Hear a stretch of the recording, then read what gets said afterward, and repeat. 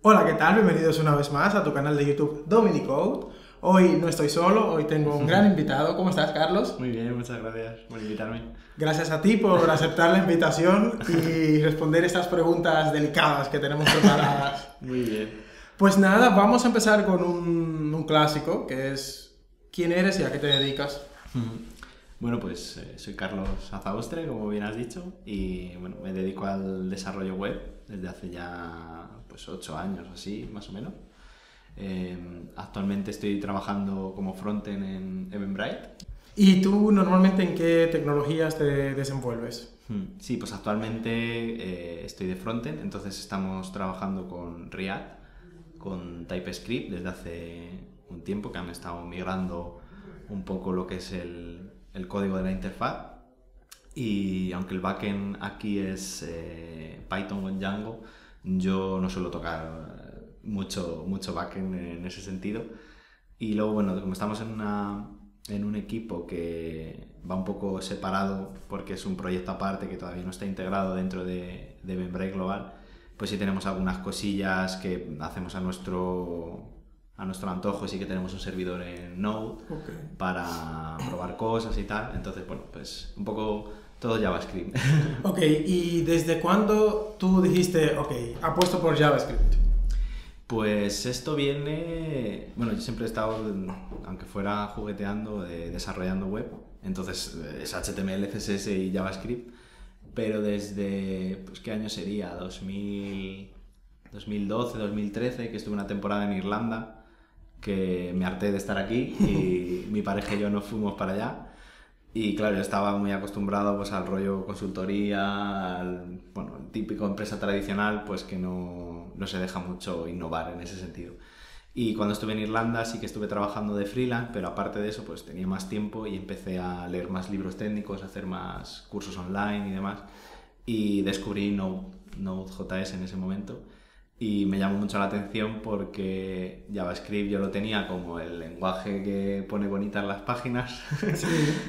Y que se pudiera usar como un lenguaje de servidor, pues me llamó mucho la atención y desde entonces siempre he estado ahí a tope con JavaScript. Entonces, descubres Node.js, tú trabajabas con Angular también. Sí, bueno, empezó por aquella época, porque yo al principio era jQuery. Ok, muy Como bien, todo el mundo. como todo, sí. Y claro, ahí también descubrí Angular y dije, joder, pues esto es una forma un poco más ordenada de todo este caos que metemos 20.000 funciones en jQuery, ¿no? Es el típico modelo vista controlador del servidor, pero aplicado al front. Y bueno, pues empecé a descubrir todo ese mundo, ¿no? Angular, Node, luego ya vi React y bueno, pues todo eso. Pero hubo aquí una transición un poco rápida, porque desde que estabas en Irlanda, 2012-2013, yo te conocí más o menos por el 2015, o supe de ti, y ya creo que eras profesor en Mejorándola, si no recuerdo mal. Sí, bueno, de hecho, estando en Irlanda descubrí Mejorándola. Sí que conocí a Crystal Lab y Sí. maestros de web, porque al final, bueno, pues haces una búsqueda en Google y llegas, ¿no? Claro. Ya no tanto porque ya no está tan en auge esas plataformas, pero sí conocí Mejorándola, me apunté a varios cursos. La verdad es que me sirvieron mucho al inicio porque estaba un poco perdido, ¿no? Yo sí que programaba en web, pero luego me di cuenta que no programaba en web. ¿Tú también aprendiste Node con Julián? Sí, ya había visto un poco, pero bueno, Julián no, creo que era Ciedrix. También, sí. Y luego ya vino Julián. Aunque Julián al principio daba cursos de front, que él siempre decía, soy backend y... Vale. De hecho, dio uno de Angular, me acuerdo. Y de Backbone por aquel entonces. Sí.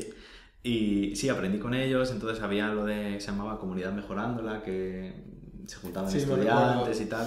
Y bueno, pues a raíz de eso llegó un día que Freddy pues me escribió y me dijo, ¿quieres ser profesor? Y yo me quedé, sí, yo no sé nada, ¿no? Y entonces, bueno, pues a partir de ahí sí que di un par de cursos pues sí, puede que fuera 2015, porque no había nacido mi hija. Di 2 cursos en 2015 y que fui a Colombia allí a grabarlos. Y luego grabamos uno aquí en Madrid que hicieron una Plaxico. Sí. Y grabamos ya con el nuevo formato de que ya no era en directo, sino que rollo Netflix, ¿no? Vale.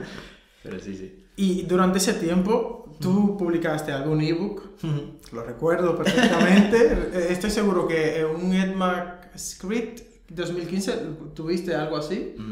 Publiqué uno de Angular, Sí. con Gulp, por aquel entonces, o Gulp, Sí. y lo puse gratis. De hecho, lo puse gratis por un tweet y la verdad es que me llegaron bastantes followers por eso.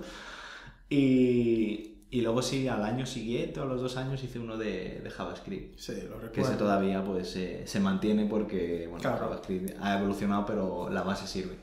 Entonces, desde tu época de Irlanda, empiezas a estudiar, a leer libros más técnicos, a hacer algunos cursos y, por supuesto, a ponerlo en práctica, que es lo que, de la manera que se aprende. Y llegas a ser un momento en que tú eras un referente. Es decir, bueno, ahora no significa que no lo seas ahora, sino de que ahora, lógicamente, por cuestiones... quizás estás dedicándole menos tiempo a Sí. eso, pero tú eras un referente en la comunidad latinoamericana, Sí, bueno, aquí también en España. ¿Cómo se maneja eso? Porque tu intención no era ser ahí un gurú, tal, supongo, no sé. sí, de hecho, mira, el blog que tengo lo empecé en Irlanda, pero primero era con la idea de escribir en inglés para forzarme a aprender inglés, ¿no? Y escribí 1 o 2 artículos en inglés, pero un poco de mi vida allí. Y ya llegó un momento que dije, mira, si quiero hacer un blog lo voy a tener que escribir en español porque Claro. en inglés no me va a salir, ¿no? Aunque me obligara, no quería hacerlo, entonces pues no escribí al final. Entonces empecé a hacerlo en español, pues hablaba un poco de tecnología en general, pero luego a raíz de empezar a estudiar y a leer libros, pues lo empecé a utilizar como cuaderno de apuntes mío. Digo, pues cada vez que aprenda algo Claro. que me llame la atención, pues hago un tutorial y para luego consumirlo yo cuando no me acordase, ¿no? Y pues parece que a la gente también le servía. Entonces, pues el blog fue cogiendo alcance, por así decirlo, sin hacer SEO ni nada de esto, sino, bueno, pues yo, bueno, sí que lo ponía por Twitter y tal. Y quizá con lo del libro, que el libro vino un día porque empecé a escribir un artículo, un tutorial de Angular, y me iba a quedar muy largo y dije, pues hago un ebook. Hago un ebook de unas cuantas páginas y ya está. Entonces, bueno, pues yo creo que ese fue como el pico que hizo que me conociera un poco más en ese mundillo. Pero sí, sin buscarlo ni nada. Y hay presión, cuando llegas yo no he llegado ahí, por suerte aún, ¿tienes presión? ¿Cómo se maneja esa presión? Sí, la verdad es que gente que a lo mejor conoces, Miguel Ángel Durán y Sí. todo este tipo de gente que creamos contenido y estamos en 20.000 sitios, pues parece que todo es muy fácil, que lo sacas y tal, pero sí que causa un poco de ansiedad, o, bueno, a lo mejor depende de la persona, Sí. pero tú sacas cosas con una periodicidad que te permite tu tiempo en ese momento y de repente a lo mejor estás unos días, unas semanas, unos meses sin hacer nada y la gente te empieza a escribir y te dice, pero ¿por qué no subes un vídeo? ¿Pero por qué no sé qué? ¿Pero por qué no sé cuánto? Y como que te queda un poco de entra el agobio y dices, ay, porque además tú quieres hacerlo, pero no puedes. Claro. Y claro, hay gente que te entiende, no, te entiendo, claro, es normal, pero otra gente, jo, pero ¿y por qué no sacas otro no sé qué? Y pues que se maneja mal. Llegó un momento que, pues sí, con mi hija y tal, que nació y pues requería tiempo, pues ya hay un momento que dices, lo importante es esto y lo secundario es lo otro. Claro. Y entonces como que te cambia el chip y ya pues toda esa gente que te comenta y te pide, pues dices, mira, no puedo y es que no puedo. Claro. Ahora sí que, bueno, ha nacido mi segundo hijo hace 5 meses, casi 6 ya, y vuelvo a estar un poco igual, pero sí que tengo ganas, intento sacar un poco de tiempo que sea escribir artículos que no tengo que tener silencio para grabar ni nada, y a ver si poco a poco retomo el ritmo y mi idea es, no voy a poder seguir al mismo ritmo que tenía antes, que ahora miro hacia atrás y digo, ¿cómo he podido hacer esto? Claro. ¿Cómo he podido tener tiempo y demás? Pero sí es complicado, hay mucha... No que te presione la gente, quizás que te presionas tú mismo, ¿no? Como que estás defraudando a la gente que te estaba ahí siguiendo y tal. Pero es que Es complicado de llevar. es una presión quizás añadida que te la asignas tú mismo, pero es que realmente eres un referente. Por ejemplo, yo que aún soy poco conocido, la gente cree que yo tengo la respuesta a todo.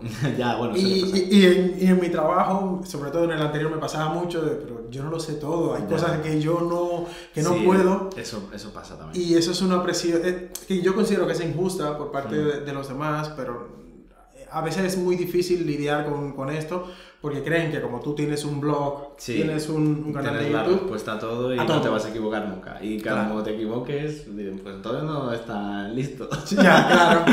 Claro, es que nadie es una máquina, ¿no? Si eres, pues yo qué sé, si eres el que creó Python, pues a lo mejor sí, ¿no? Pero si Sí. no, pues no.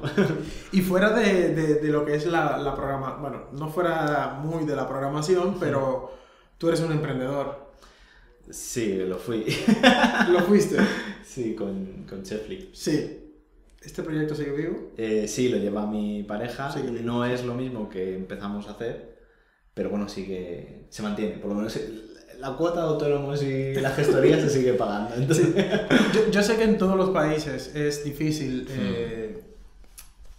crear un nuevo proyecto, ser autónomo, pero a mí me consta de que en este país es un poco más difícil más quizás que en otros. Sí, es más difícil más que nada porque si quieres ser legal 100%, tienes que pagar un montón de cosas antes Sí. de hacer nada. Sí.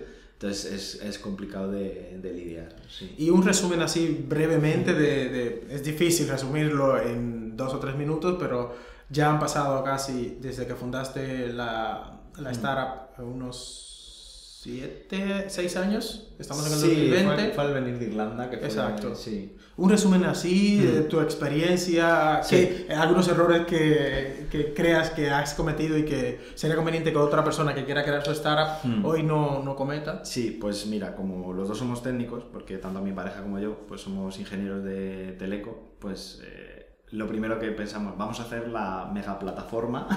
Ya. La hice con Node y con Angular, que era lo que estaba aprendiendo, o sea que ahora mismo si me meto al código me puede dar me puede dar algo. Y entonces te pones a hacer un montón de cosas, super funcionalidades, esta página para tal, esta vista, tal y cual, y luego lo sacas y realmente la gente lo que hace es que te manda un WhatsApp y te dice, oye, quiero un catering para mi evento. Claro. Y entonces dices, pues todo lo que he hecho, todo el tiempo que he dedicado, no... O sea, aprendes y que me sirvió para aprender un montón de Angular y que lo fui contando en el blog y de ahí el libro y todo esto. Pero como producto, como startup, pues fue, digamos, desde ese punto de vista, como perder el tiempo, ¿no? Vale. Entonces, sí que fuimos a una preaceleradora que se llama Tetuán Valley aquí en Madrid, con la idea. Y claro, te enseñan todo esto, pero tú no lo haces caso. Tú dices, es que esta gente no sabe el que es eso y yo, ¿no? Dices, no, haz un mínimo producto viable, algo muy sencillo, que la gente pruebe, te va feedback, pues vas pivotando. Yo voy a hacer una plataforma, va a ser el Airbnb de la comida casera sí. y tal. Y luego, pues no se usa tanto como... Sí que se ha registrado mucha gente y tal, pero no se usaba como nosotros queríamos que se usara. Entonces mi idea, o sea, mi consejo es prueba algo muy sencillo, lo más guarro posible. De hecho hay un dicho que es si estás muy orgulloso de lo que has hecho, sí. es que has salido tarde. Si te avergüenzas mucho, te lo has hecho bien, algo así, sí. te tienes que avergonzar de lo que has hecho, porque creemos pues es eso, que la gente va a meterse ahí a mirarte el código fuente y te va a decir, lo has hecho fatal, ¿no? Lo quieres hacer perfecto. Y nada, lo mejor es hacer algo muy rápido, ver qué funciona, qué no, y ir cambiando y llegará el momento en el que pues ya lo tengas que modificar y tal.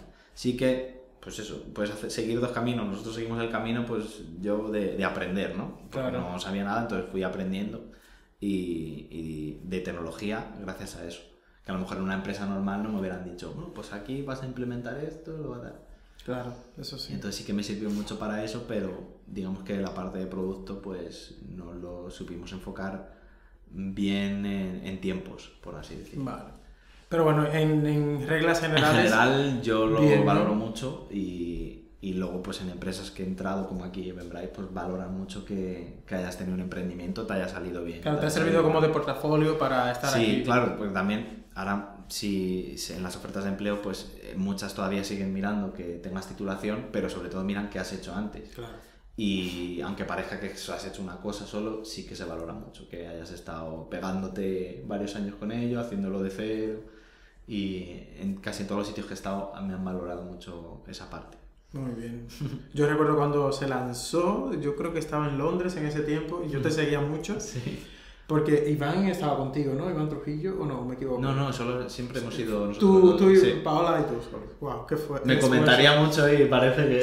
Sí, Iván estaba... También cuando empecé ahí a seguir como lo típico, ¿no? Que necesitas un mentor para seguir y estaba yo muy absorbiendo de todos los lugares. Pero bien, ¿no? Lo importante es lo que hayas aprendido de esa etapa y que, bueno, emprender siempre es difícil. Sí, y más aquí. Sí, y más aquí. Pero bueno, lo importante es que hayas sacado algo positivo de ahí. Cuando no programas, ¿a qué dedicas el tiempo libre? Aparte de los Legos, que he visto últimamente en Twitter que estabas con los Legos. Sí, los Legos fue durante la baja por paternidad, pues para... Pero te lo curras mucho, ¿eh? Porque haces cosas... Para despejar la mente, pues me puse a hacer Legos pues, que no tocaba desde que era pequeño, ¿no? Ahora, bueno, prácticamente pues el tiempo libre que tengo son los niños. Claro. Pero si no, antes sí que dibujaba cómics. Dibujaba cómics. Eso me sirve. Continúa.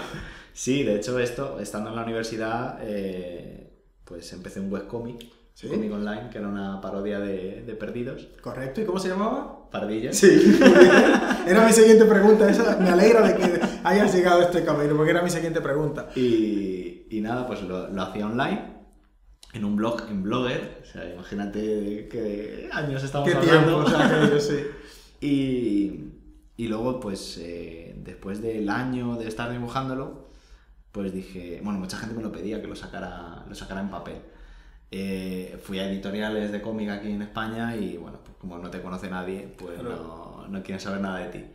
Y hablé con otro chico que también dibujaba cómics, se llama JMV, no sé si os suena. Sí, me suena un personaje... parodias de Star Wars, sí. de los Anillos y tal.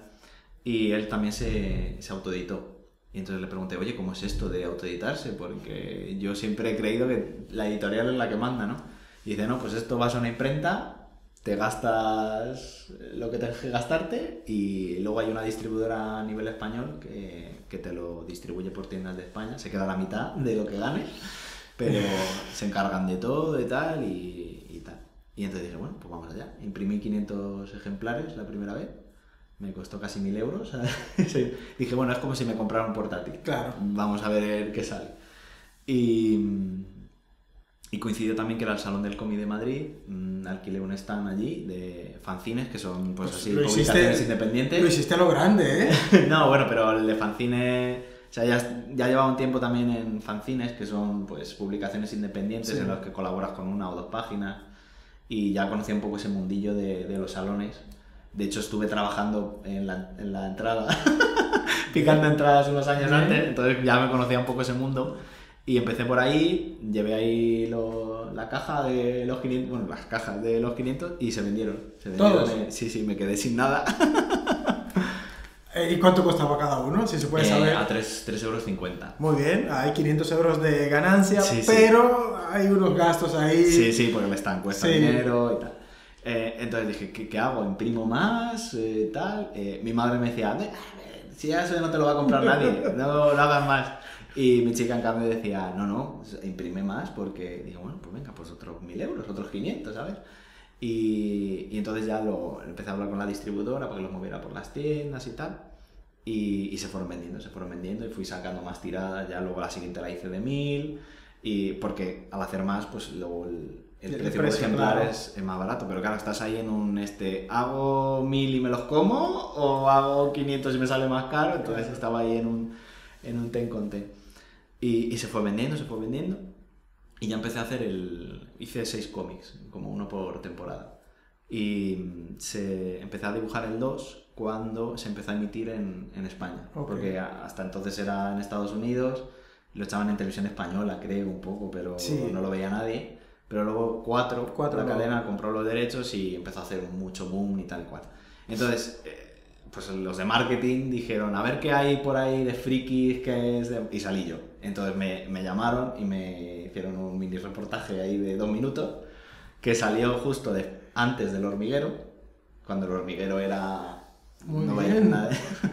Entonces ahí, pues... ¿Cuántas tiradas hiciste al final? Ya perdiste la cuenta, ¿no? Perdí la cuenta, pero luego ya los siguientes números de primeras decía 3.000 ejemplares de golpe. Claro.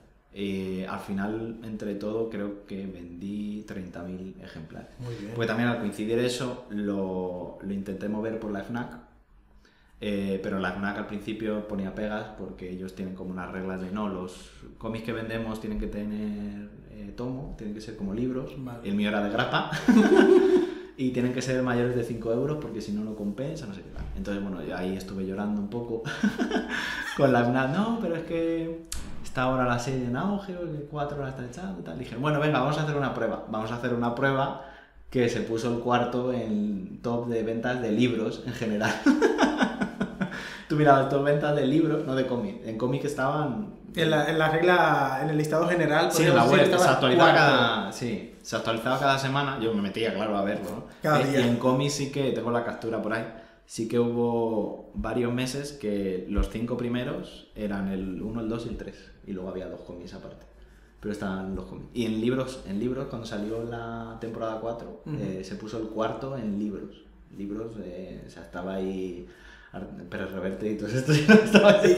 Y Carlos Austria en la lista. Sí, sí. ¿Y por qué no continuaste haciendo No sé, esto? estaba con la carrera, la familia me decía, pero tú estás estudiando por algo, ¿tú a qué te vas a dedicar? ¿Al dibujo? ¿A la informática? Tal. Entonces yo tenía ahí un lío, ahora hubiera hecho lo que me hubiera salido de la Claro, ¿no? Pero eres joven, tienes muchas presiones por todos lados, entonces al final empecé a trabajar y lo fui dejando que ya no seguí. Muy bien. Entonces ya eres... Pero me sirvió mucho, como digo, es el MBA que, Claro. que me he hecho sin pagar los 30.000 euros. Los 30.000 euros que MBA, cuesta la certificación. Porque, claro, yo no sabía nada de marketing ni nada de nada. Y pues hablar con la distribuidora, hablar con las tiendas, hablar con la imprenta, pues todo eso al final Te ha ves enseñado mucho. que hay mucho tiburón por la Sí. vida y te enseña mucho. De hecho, gastaba más tiempo en todo eso que en dibujar el cómic. Es decir, el marketing, hablar, tratar de comercializar el producto te costaba más tiempo que hacer... Sí, sí, y no sabía nada de SEO, ni de que había Facebook Ads, ni nada de ads. No había ads. Igual lo hubiese petado, ¿eh? En ese Sí, tiempo. ya vas a ver lo que se habrá. Lo mismo no estoy programando. No, nos hubiésemos perdido No, un gran programador. No creo. Bueno, Carlos, has dicho que tienes un blog, pero no sabemos cuál es el blog. Pues es mi nombre, carlosazaustre.es. Correcto. En YouTube. YouTube todo es Carlos Azaustre. En Twitter también, Carlos Azaustre. El apellido es raro, pero Sí, y me cuesta, no sé dónde poner el acento, es Azaustre. yo tampoco lo sé. Ah, ok. Yo siempre he oído Azaustre. Azaustre. Aunque en el colegio me decían los profesores, no, eso tiene tilde en la U, es Azaustre. Azaustre. De hecho, con Miguel Ángel, hace ya unos meses, que hablando sobre ti, le dije, es que no sé si lo estoy pronunciando bien o mal. Él me dijo, tú dilo. Tú como dilo. puedas". Sí. No, yo siempre he oído Azaustre en mi familia, entonces Azaustre. Azaustre. Pues nada, Carlos, permíteme agradecerte que me hayas dedicado Nada, este a ti. tiempo, que hayas venido Gracias. aquí a Dominicode a compartir un poco tu experiencia, que es algo que yo creo que necesitamos mucho, porque hay cosas que no hemos hecho nosotros, y igual vemos que es muy difícil, quizás como lanzar un cómic. Alguien que nos esté viendo ahora puede decir, pues, yo también lo puedo hacer. Pues sí, es que todo es ponerse. O sea, como decía el padre de Marty McFly, Todo es ponerse. si te lo propones puedes conseguirlo todo. Muy bien, muy buena frase esta. Señores, muchísimas gracias por estar aquí. Carlos Azaustre, seguidle en Twitter, en el blog, en todos lados. YouTube. Y en Twitch a lo mejor. En Twitch también, que hace unos live sobre programación súper chulos. Y nada, nosotros nos vemos en un próximo episodio. Bye bye. Bye.